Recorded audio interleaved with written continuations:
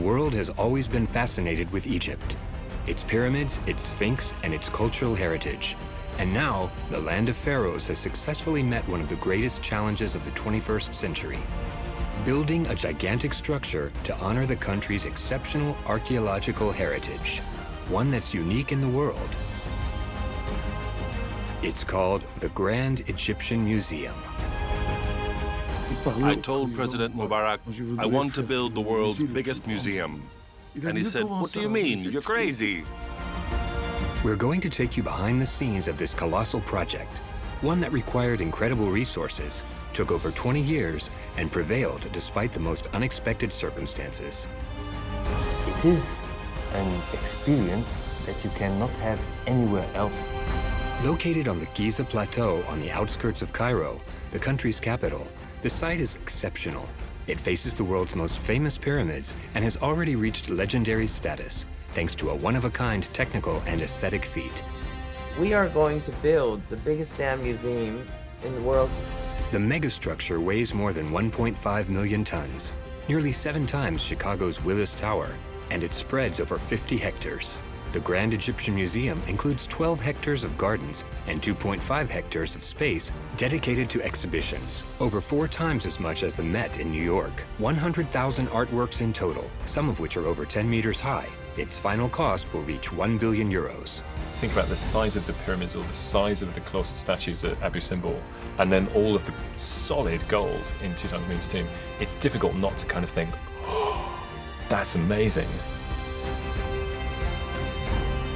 This project is truly a miracle. It took 20 years, as long as it took to build the Great Pyramid of Giza. 2 decades of planning, innovating, mind-blowing logistics, and ferocious persistence to surmount many unforeseeable challenges. When we decided to make this museum, we first chose the place. We thought it should have connection between the pyramids and the museum. 5,000 workers labored on site 24 hours a day, 7 days a week, an unprecedented feat. Inside, the dimensions of this megastructure are just as staggering. 40 meters in height with a 28-meter picture window looking out on the pyramids.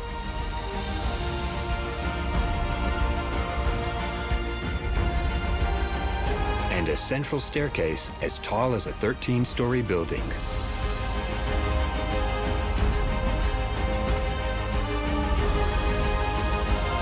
Welcome to the biggest museum in the world.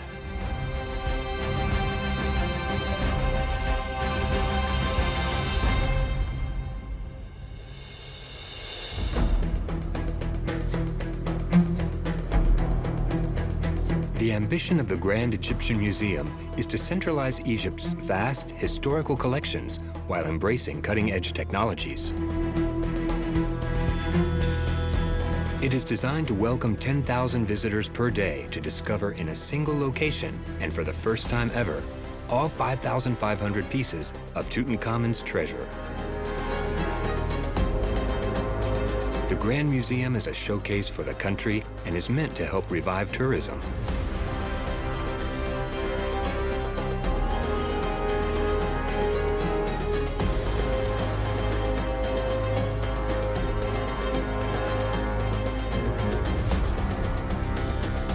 Millions of travelers come to explore these archaeological remains, the pyramids, the Sphinx, the Pharaohs, and also the Museum of Cairo, located in Tahrir Square, in the heart of the capital.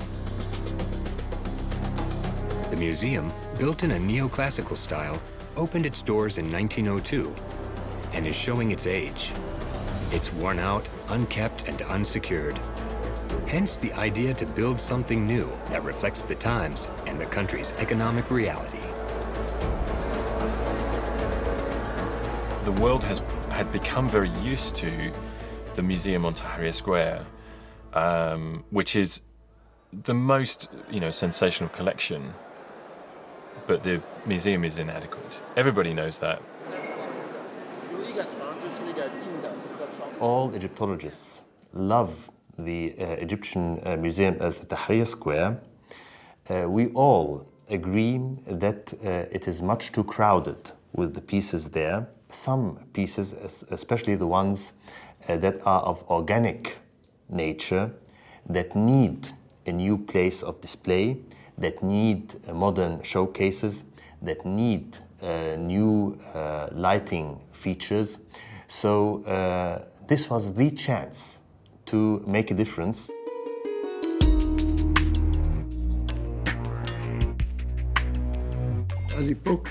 Back then, a lot of monuments needed to be restored or needed some attention and care. But we also wanted a big new project. Then I thought, the biggest museum in the world. That's when I spoke to President Mubarak. I told him, Mr. President, I want to build the world's biggest museum. And he said, what do you mean? You're crazy. Where will you get the money? And I said, listen, big projects always get funded. The story really began in the year 2000, when President Hosni Mubarak decided to build a giant new museum. Its true purpose was to showcase Egypt's archaeological greatness. I'm not sure it's the museum that people were expecting, but it seems very close to the museum that is needed for that kind of collection. And I say that in terms of display for the public, exhibitions, but also in terms of massively improved facilities for storage and conservation. So there is currently an international project which involves several of the largest museums with Egyptology collections in Europe, partnering with the Egyptian authorities to try and develop a plan for the museum that ensures that it's not just forgotten, or it's not just kind of second plates. It's a different museum. It's another museum. When we decided to make this museum, we first chose the place. We thought it should have connection between the pyramids and the museum. The chosen location was the Giza Plateau, facing the pyramids on the edge of the desert and the outskirts of Cairo. With 20 million inhabitants, the Egyptian capital is the biggest city in the Middle East and the second largest city in Africa. 95% of the country's population, which is around 102 million people, live along the Nile, the country's legendary river. On the river's west bank, 20-some kilometers from the city center, is the Giza Necropolis, a UNESCO World Heritage Site, one of the most visited in the world. Here lie the Great Pyramids of Giza, Khafra, and Menkaura, and the Great Sphinx, the biggest sculpture ever built by mankind. Over 4,500 years old, the Great Pyramid of Giza is one of the 7 wonders of the world.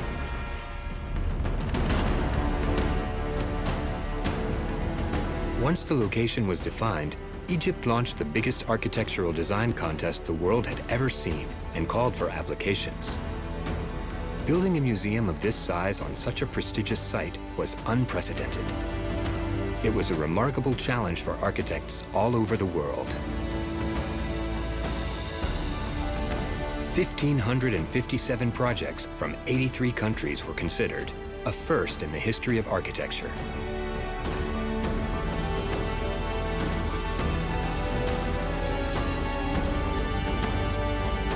After 3 years of questioning and thousands of meetings and projections, a Sino-Irish architect office based in Dublin won the contest.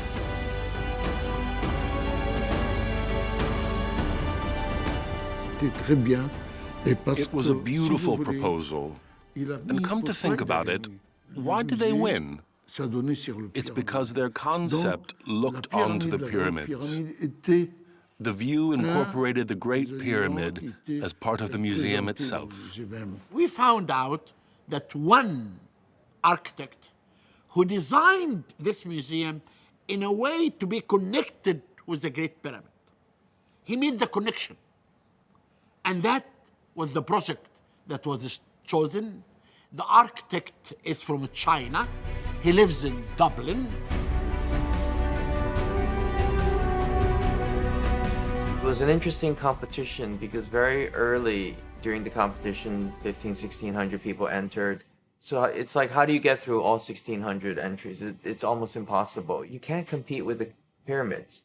One of the main tasks for the designers was for this museum to harmonize with the pyramids and with the environment around it. So any project that wanted to create a dialogue with the pyramids to be almost an equal or to somehow do better than it, very quickly it was taken off the books.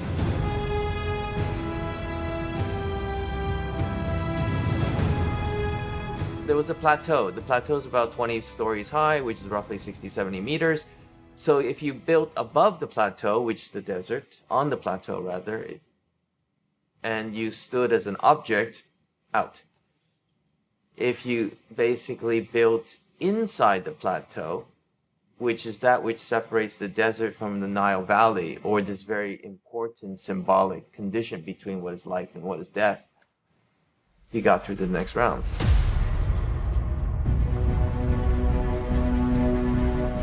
We wanted to have a connection between the exhibition galleries and the pyramids. They're up at the level of the plateau, which is the desert. And which is pretty much everything we know what we know of Egypt is. It's all about death. All the things are about death. The monuments, so tombs, they're all up there on the desert. And this is when we started the project and we arrived in Cairo and people were like, oh, you're always talking about the desert. But Egypt is about the Nile. Egypt is about the wealth of the Nile, the fertility of the Nile. The Nile Valley, which was carved through the desert, and our site was right at that point. So there's a 50-meter difference in level between the desert and the Nile Valley. It's a great site, fantastic site. It's what Egypt is about.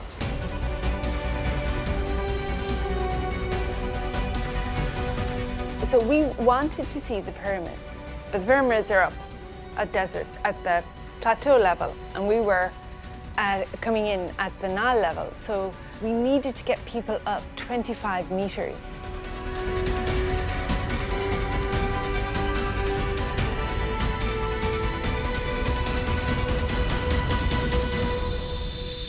Because the pyramids are so close to the site, being able to see the pyramids from inside the gallery means that you are looking at the collection and you see pyramids at the same time. As an artifact.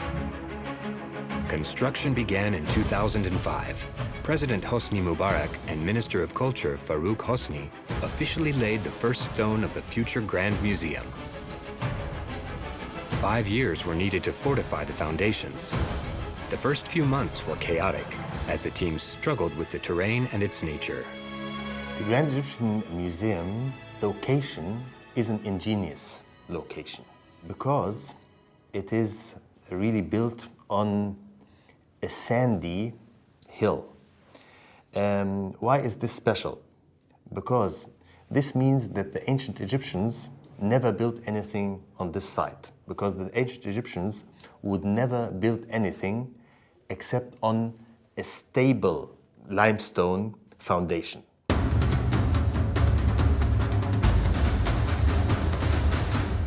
One of the main difficulties at the beginning was to stabilize the ground for the building, and hundreds of thousands of cubic meters of sand had to be removed in order to reach the level so that at the end the galleries of the museum would be at the same level as the pyramids. So when you are standing in the galleries of the museum, you are looking at the pyramids at the same level. This took a lot of time, but at the end it was worth it, because standing now in these galleries, you have this fantastic view. 3.5 million tons of sand were excavated to build the 320,000 cubic meter concrete base and its 8,500-ton metal frame, even heavier than that of the Eiffel Tower. But in 2011, the monumental project ran into an obstacle that threatened the very build of the museum. Construction was brutally interrupted by the Arab Spring, known as the Revolution in Egypt. Construction would stop for a whole year. We had trouble in Egypt in 2011, and that trouble stopped everything. And even I had all the money to finish this museum in 2015, but all this money was used for nonsense during the time of the revolution. At the time of the revolution in 2011, which played out in Tahrir Square, albeit mostly at the far end from the museum, there was perceived to be a threat to the security of the museum, and indeed the museum was broken into. But there was this chain of people with their arms locked together, of just ordinary Egyptian people, making sure that nobody could enter the museum and threaten it. And it's a very sort of significant moment. I think it just spoke to the Egyptians' feelings of how important their ancient culture is to their heritage. A year later, in 2012, the revolution was over. The country was bled dry. Reviving tourism became a priority for the Egyptian government, and they shifted their focus to large construction projects like the Grand Egyptian Museum.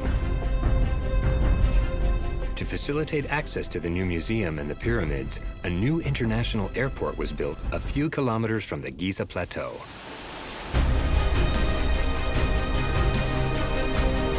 The world's biggest construction project began anew, following the original blueprints. This building is special because you can see the pyramids from anywhere on site. It was specifically designed so that nothing would hide the pyramids. The ground here rises towards them. All this is angled in the direction of the Great Pyramid. The architects' concerns included not creating a huge new monument on the landscape that would be visible from all around, so as not to detract from the vista, of the pyramids, and the idea of the pyramids being set in a, sort of dominating a relatively empty landscape. So I think the way that the museum is built into that natural hillside without really, coming above the line of sight is very clever. To achieve that much space without doing that is very clever. From the new museum, the view of the pyramids is impressive, and visitors can soak it in through a 28-meter picture window. Another unique touch from the architects was this 800-meter-long and 40-meter-high lighted wall made of onyx, an alabaster derivative that's translucent and typical in local crafts. By day, the stone allows soft light to pass through. By night, it's illuminated by subdued lighting.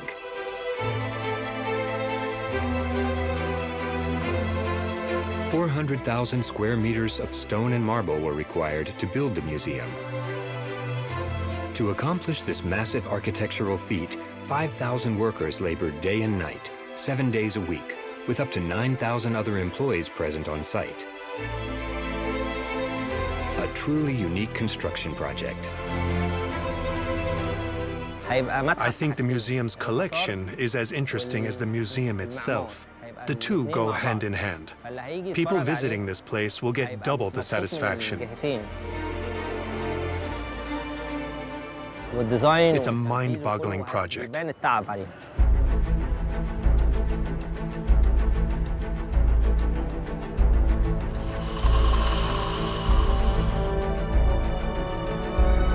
It's very interesting and very exciting because it's the building that we've only seen in pictures, as if it's a kind of dream for almost 20 years, but it really looks like that now. There really is that building.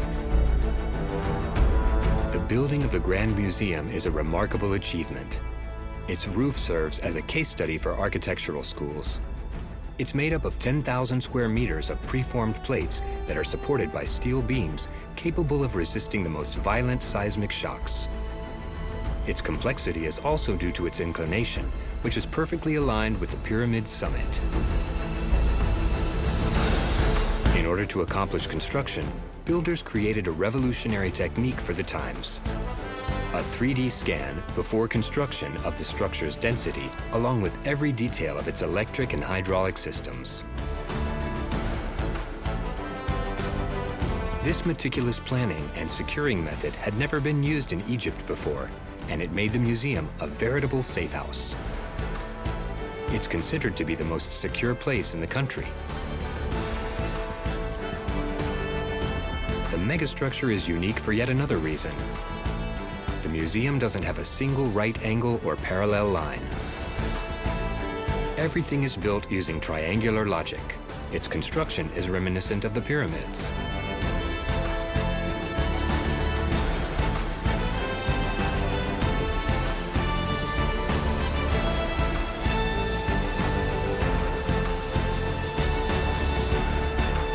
The atrium lobby is composed of a lattice of stone triangles that weigh more than 1,300 tons, equal to 20 commercial planes. Its triangular form is the concept behind the entire structure. We used the triangle because, in the facade, we used it because of its structural properties, because it allowed us to get a very efficient structure in this plane. Well, in plan, it's a triangle. If you start here and go to the pyramids, it's a triangle. In that direction, but on that direction, they're actually all parallel lines, which still means you end up with triangles. What this building was doing is it was creating a new facade. It's that condition where the Nile meets the desert. But it wasn't trying to be as perfectly geometrical, we say, as the pyramids, which are of course perfect triangles. The facade is unique because each triangle fits within a larger triangle as a nested structure.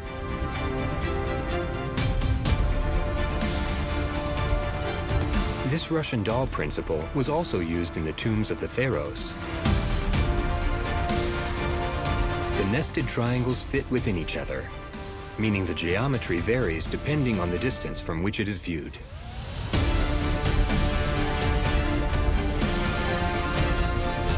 The museum's facade is this 800-meter-long, 40-meter-high lighted wall.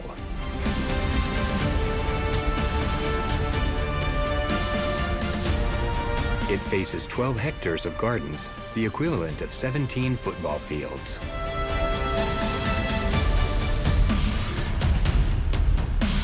Seen from above, the exterior spaces unite to resemble the veins of a leaf. This is what we call the plaza. It's part of the landscape and the museum's environment. Next to the plaza are two big gardens. The sculpture garden will house small statues, and the other one is called the creation garden, and that's where we cultivate heirloom plants that have been grown in Egypt for 4,000 years. This is where a visit of the museum begins.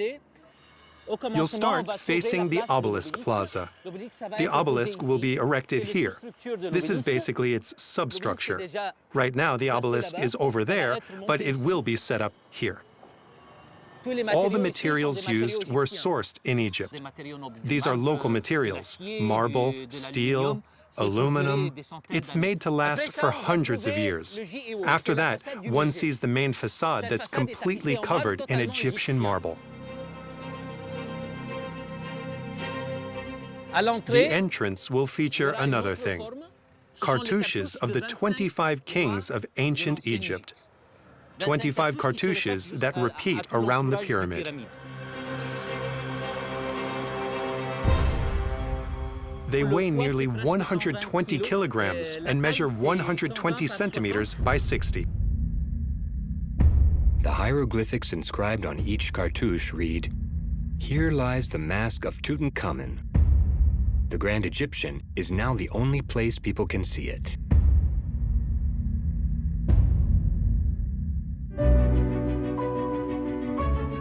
"28 shops, a conference center, a movie theater, 3 large gardens, and a children's museum complete this colossal complex. The museum is like a city within a city, with its very own fire station and an autonomous electrical system. It's designed to be a cultural hub, with living spaces where people can come to eat, be entertained, or take a stroll. We estimate that per day there will be up to 10,000 visitors to the Grand Egyptian Museum. This will be more something for the Egyptian family.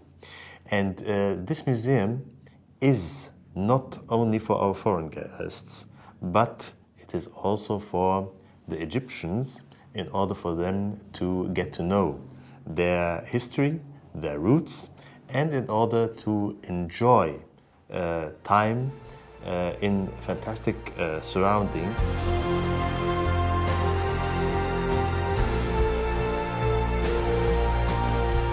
It's a 50-hectare site, and I know that the west side and the north has got parking and there's conservation on the west, but there's still very, very large gardens. It was seen very much as public space because the amount of public space in Egypt is very small per person, one of the smallest in the world.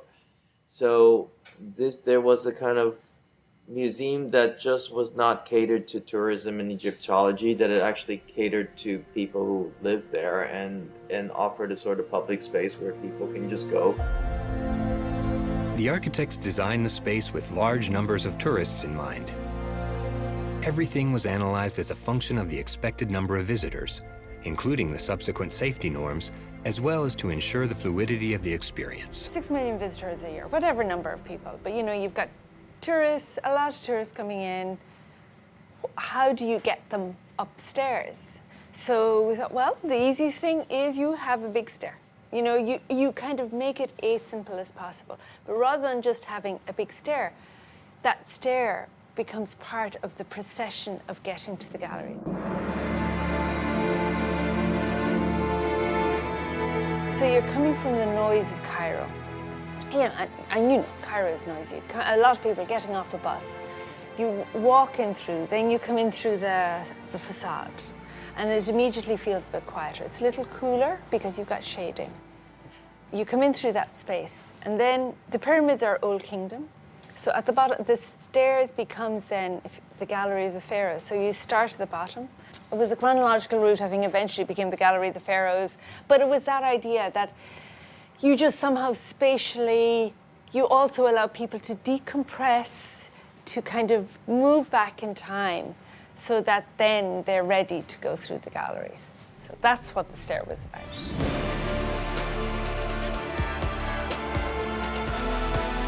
When you ascend the staircase, there is a huge viewing platform, I think, that will give you this incredible view. And from that point of view, you know, what's the way visitors experience the building inside is maybe more important than the way it looks on the outside.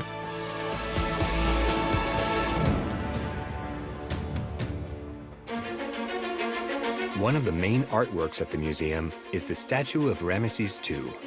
This 3,200-year-old giant was carved out of the Aswan granite quarries in southern Egypt.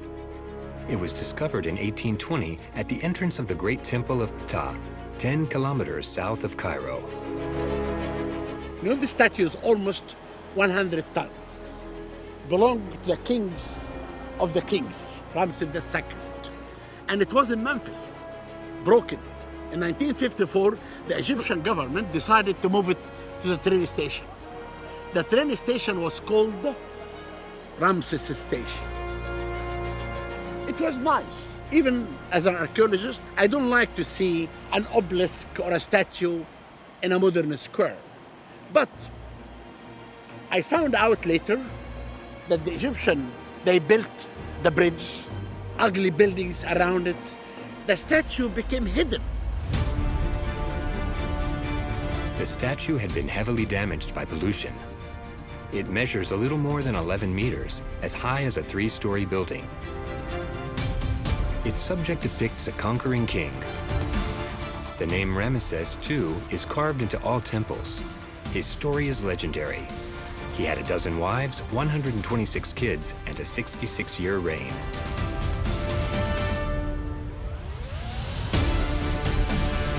The transfer of artifacts began with the statue of Ramses II, which was moved once more and installed in the new museum's atrium, like a temple guardian. The Minister of Culture decided to move that statue. Everyone was afraid. But I do believe in job description. We worked very hard until we decided exactly how this statue will be moved. And we decided one day from the train station that will go for about 25 kilos to the Grand Museum. I will never forget this day in my life. The move was done at night to avoid traffic jams. The convoy traveled at 5 kilometers an hour, and the statue was placed in an iron cage filled with foam to absorb shock. Egyptian engineers created a custom balancing rig so that the giant statue could be tilted when passing beneath bridges that were under 11 meters high. The scenes of the statue moving were really incredible. It was transported upright on the back of a kind of truck of some kind, and it moved very, very slowly. And because it moved very slowly, it was a bit like it was a kind of procession of a king. It was an exceptional event. Everyone showed up to see Ramses II. Everyone came out to salute the king. It was fantastic, a truly historic moment. People came onto the streets to watch it going by and almost to pay their respects. And I think that's not that surprising, given what we know of the way that ancient Egypt is viewed by modern Egypt.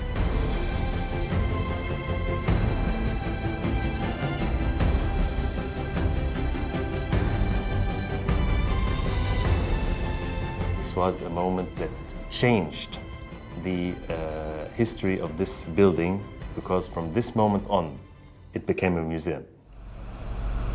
Transferring the statue of Ramses II cost €1 million. While most of the artifacts came from the Museum of Cairo in Tahrir Square, there is still the delicate subject of Egyptian-owned artifacts that are currently abroad. The return of these artifacts is the subject of divisive debate among Egyptologists. Egypt will continue to ask back for any artifacts that have left the country in an illegal or in gloomy circumstances. So this is something that will continue, and this is the right of Egypt and for the upcoming generations. Determining which artifacts should return to Egypt is legally complex. The Nefertiti bust, the Rosetta Stone, and the obelisk of Luxor are some of the most well-known artifacts outside the country. The Nefertiti bust was discovered by German archaeologist Ludwig Borchardt in 1912. The miraculously intact piece has been on public display at the Neues Museum in Berlin since 1924. The Rosetta Stone has changed hands many times. Discovered in 1799 during Napoleon Bonaparte's campaign in Egypt, it was later retrieved by England and has been on display at the British Museum since 1802. In Paris, the obelisk at Place de la Concorde is one of the most iconic and ancient monuments in the city. It was a gift from Egypt to France in 1836 as a sign of goodwill.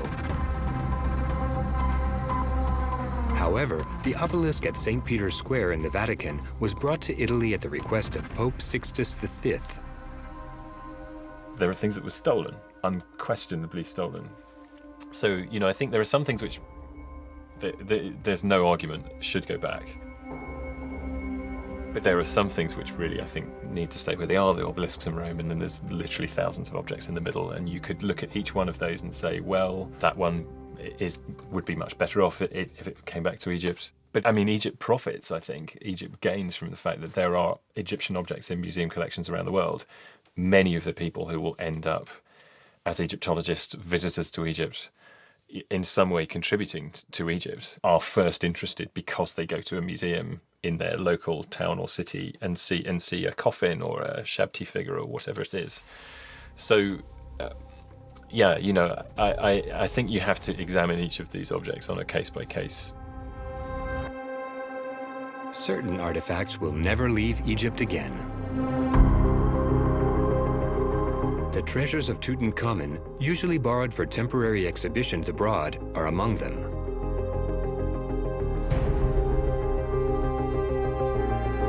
Every Tutankhamun exhibition across the globe has attracted millions of visitors. In 2019, Paris set the record, over 1.5 million visitors in 6 months. But from now on, the treasure of the pharaoh who died at age 19 will remain in Egypt. The Grand Egyptian Museum has become its final resting place, within 2 enormous galleries over 7,000 square meters in size. all the artifacts will be seen for the first time. Because in Cairo Museum, they show only 5,000 artifacts of Tutankhamun. And the 398 objects were actually in storage. Also, this collection will be shown for the first time as never been seen before. The only one who touched this was Howard Carter. In the Grand Museum, Tutankhamun's story is told through the presentation of new invaluable pieces, which have never before been available for public viewing. When English archaeologist Howard Carter discovered Tutankhamun's tomb in 1922, he was stunned at how well preserved the golden beds and chariots were. In one of the funeral chambers, Carter was shaken by this inscription: "Death shall come on swift wings to him that toucheth the tomb of the Pharaoh." In the following months, 17 members of the archaeologist's team died unexpectedly. This gave birth to what is known as the Curse of the Pharaohs. And that curse seemed to spread to the construction site itself. After the Arab Spring, one of the museum's facades caught fire, although it was contained. In 2019, construction halted because of attacks near the pyramids. In 2020, the COVID-19 global health crisis caused months-long delays in operations. Whether it's destiny or not, Tutankhamun's shadow seems to loom over the Grand Museum.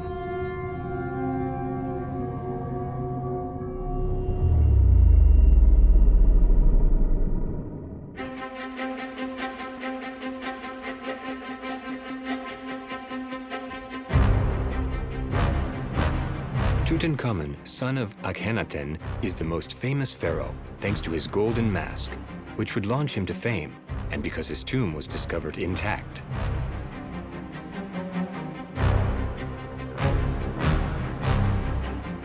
When we look at the plan of the tomb of Tutankhamun and we see how the pieces were stacked, we will notice that the pieces were put in the same order as the funerary procession, so that the people would be comforted again that the way to eternity and the way to resurrection has been secured again with the rule of King Tutankhamun. There will be 5 themes inside the new display. One of them is about the discovery of the tomb. Another one about the identity and the genealogy of the king. One of them about the daily life. One of them about the rebirth. And one of them about the funeral. The last of the 5 rooms is the funeral chamber, which houses the tomb. The final nested sarcophagus is the one containing the mummy. It is covered in carved and hammered sheets of pure gold, weighing 110 kilos. 143 jewels are scattered in the wrappings that cover the king's mummy. Part of the space is dedicated to the mummy fabrication process. The king's organs were placed in amphora. The body was then washed in palm wine, the skin coated in oil, and then it was embalmed and wrapped in linen strips.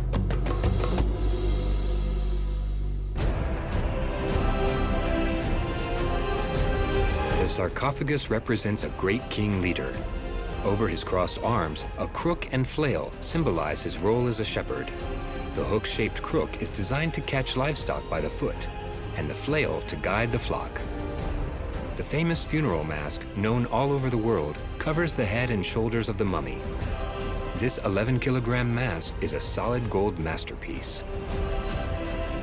This mask, in a very undescribable way, manages to catch the youth of this king, the drama of his life and his death, all in the image of his face and in the little reddish signs at the corner of his eyes.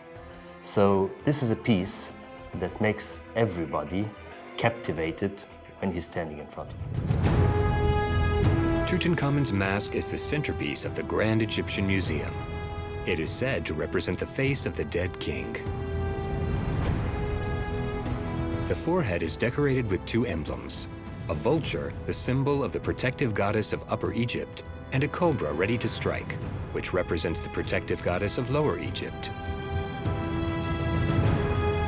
These two emblems protect the pharaoh and prove the extent of his power. His headdress is made of gold and lapis lazuli, a precious blue stone. There are triangular wings on either side of his face, and the whites of his eyes are made of quartz to accentuate his stare.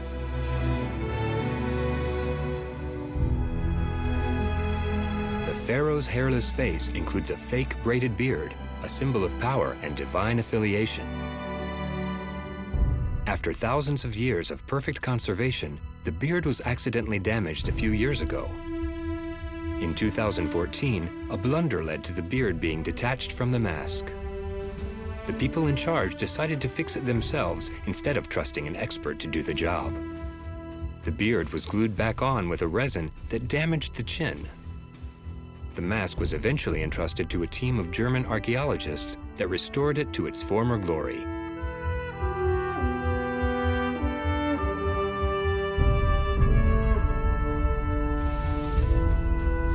From now on, the treasures of Tutankhamun and all archaeological works will be restored and cared for by the Grand Egyptian Museum's Conservation Center.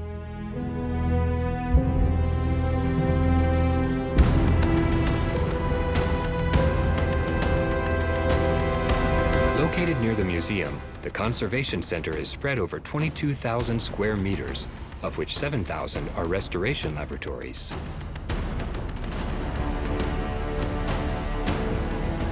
It's buried more than 30 meters below the sand to ensure optimal temperatures and to protect artifacts from potential earthquakes. The artifacts conserved and restored here are between 3,000 and 6,000 years old. An underground tunnel connects the laboratories to the museum. The center has been operating since 2016, but is not open to the public.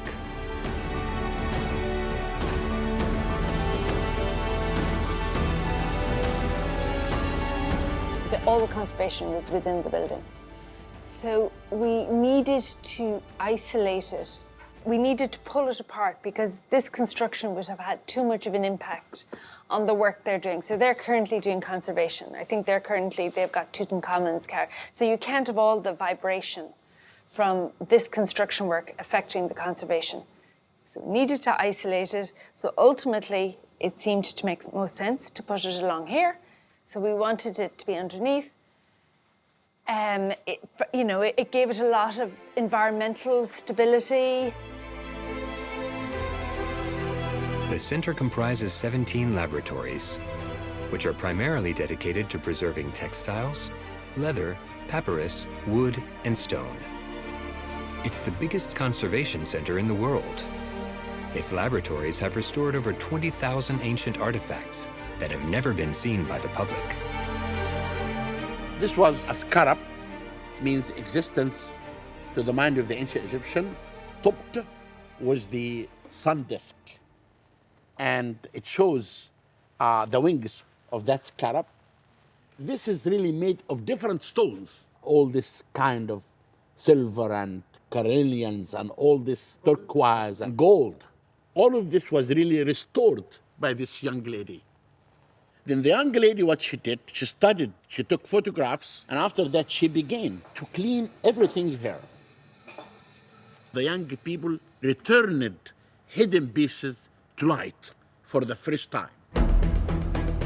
Experts and Egyptologists from all over the world are often invited to visit the Conservation Center. The Egyptians want the center to be the best in the world. Instead of sending artifacts abroad, the center will restore everything found in future Egyptian archaeological excavations. There have been times when I've been interested in looking at specific things, and for the last few years, newly discovered material has generally, well, very often gone directly to the gem because that's now, the top place for storage of material. Laboratories are set up. You can inquire, you can make an appointment as a specialist, you can go and look at material. That's exactly what we need.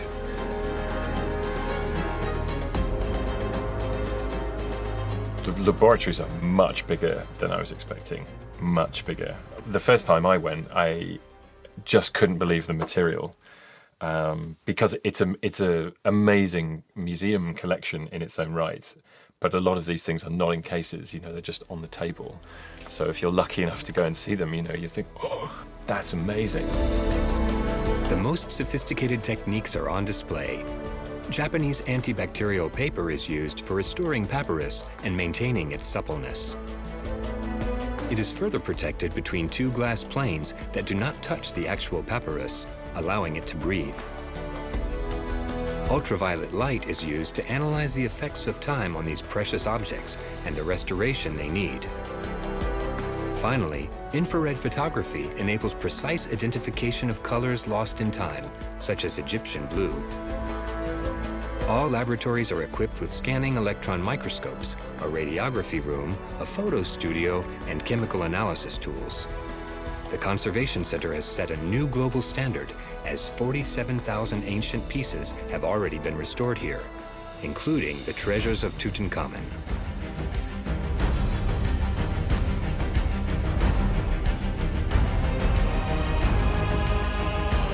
I suspect somehow the gold of Tutankhamun is more universal, actually. It's easier, you know, look at a gold thing, it's great. We love gold.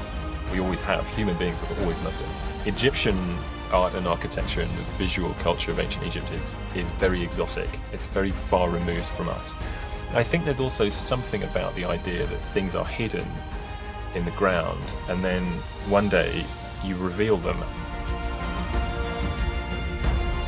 Just the fact of the gold and the size of things. So you think about the size of the pyramids or the size of the colossal statues at Abu Simbel, and then all of the solid gold in Tutankhamun's tomb. It's difficult not to kind of think, oh, that's amazing.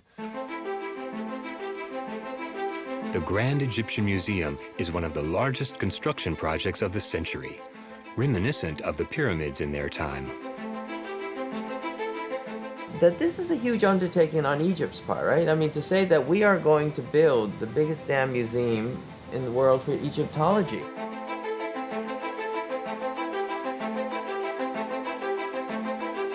It's taken a long time to build this museum.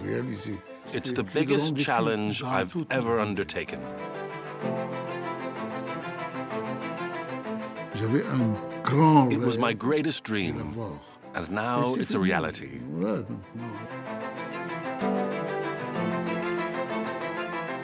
The museum will always be a part of me, and every time I will visit it in the future, I will be looking at the visitors to see the reaction on the way of display. It will be the greatest museum in the world.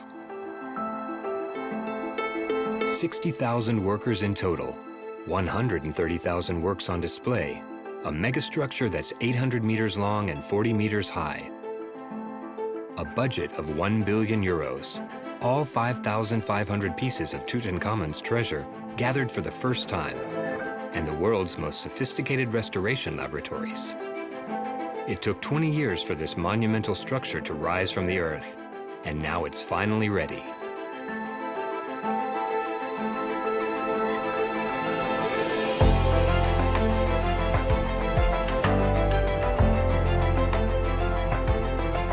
It all began with a crazy dream a few decades ago, a complex and ambitious project, nestled among the world's most famous pyramids. This massive vessel sprung in the heart of the desert, the world's largest museum, embodying the excess and the delusions of grandeur that were once the prerogative of the Egyptian pharaohs.